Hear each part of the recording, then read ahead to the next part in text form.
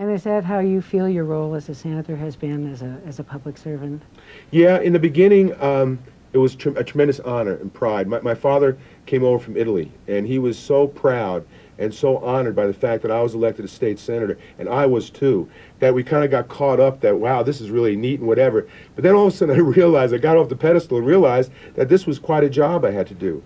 And so that's what I've been trying to do over the years, is I get involved in people's lives. I actually try to put myself in their shoes, and it's difficult at times, but it's challenging, but I get things done. The first time I ran for office, I told people regarding Paseo del Norte that I would get that bridge built or I would resign my first year. And my father said, don't say that. You need to be a senator. Well, I said, no, it makes me work harder at it. So sometimes I make predictions and I make promises that some people say, well, it can be really difficult to keep. But I think that's my job. My job is to make those promises and to keep.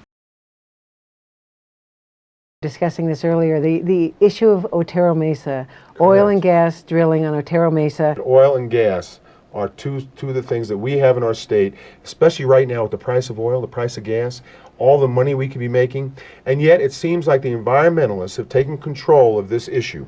And I say the extreme environmentalists. I mean, we're all environmentalists. We're all concerned about the environment.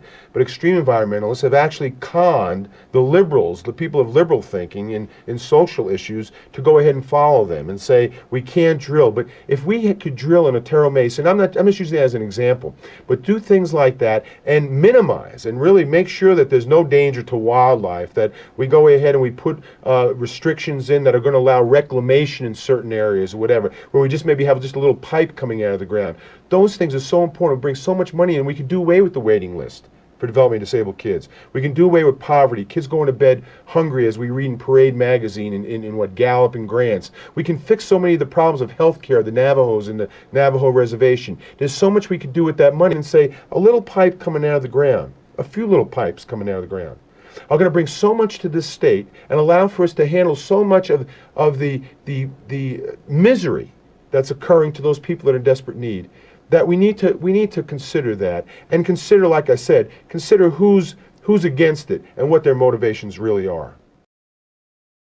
Tell us a story about the brain injury bill and your vow of silence for 45 minutes. I saw that bill, and it was a bill that we didn't really think had much of a chance. The brain injury people I'd meet with every day, and I tried to give them some hope.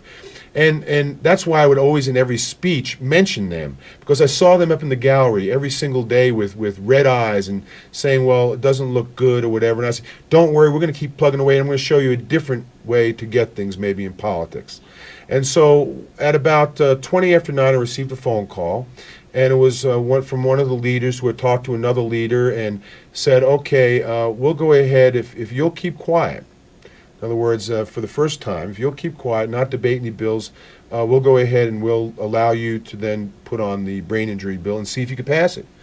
So I said, well, how long did you keep quiet for? They said, well, to the end of the session, which would have been a few hours. And I said, no, I'll keep quiet for 40 minutes, till 10 o'clock. And so I did that. And to their word, they called me up and said, okay, it's time. They announced that I'll be put on the brain injury bill. I explained it. I explained how important it was to these folks.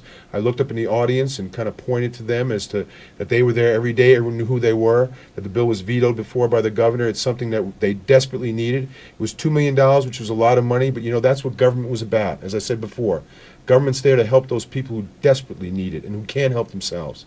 The bill passed unanimously in the Senate, and then the governor signed it, which was great, terrific. And I actually, for the first time, I think in my career, legislative career, I actually was brought to tears putting on the bill, because I started thinking about, I was all wrong all these years. Here I thought, you had to yell and scream and talk for a long time. Hey, just by being quiet got me what I wanted. So that was what those people desperately needed. So that was really neat.